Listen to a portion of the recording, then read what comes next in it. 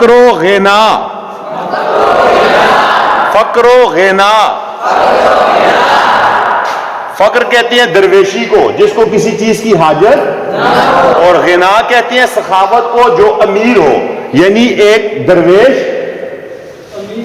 جو غریب ہوتا ہے اور ایک امیر جس کے پاس پیسہ ہوتا ہے، اور اس کو تونگر بھی، امیر شخص تونگر۔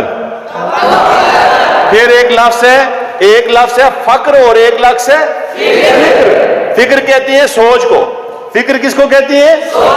نیچے ایک اور لفظ ہے جس کو اوپر والا جو ہے یہ ایران کا ایک شہر ہے، تو اس کو کیا پڑھیں گے؟ کاہستان، کاہستان، کاہستان۔ یہاں کی کیا مشہور ہے؟ شاہین۔ اور ایک کیا ہے؟ کوہستان۔ ایک دوسرا لفظ کیا ہے؟ کوہستان۔ کو کس کو کہتی ہے؟ کوہستان، پہاڑوں کی۔ یہ فارسی زبان کا لفظ ہے اور فارسی میں یہ لہجے کے طور پہ استعمال ہوتا ہے۔ دیکھیے پاکستان، پاکستان۔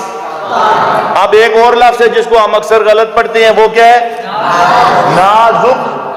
کیا لفظ ہے؟ اس سے نیچے کیا ہے؟ کرب۔ کرب کس کو کہتی ہے؟ پریشانی کو۔ اس کے نیچے کیا ہے؟ قرب۔ کیا ہے؟ قرب۔ قرب کس کو کہتے ہیں؟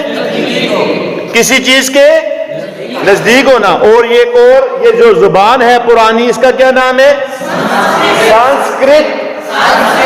سنسکرت، سنسکرت۔ اس کو سنسکرت نہیں پڑھنا بلکہ سنسکرت پڑھنا ہے۔ کلیئر؟ اوکے، اللہ حافظ۔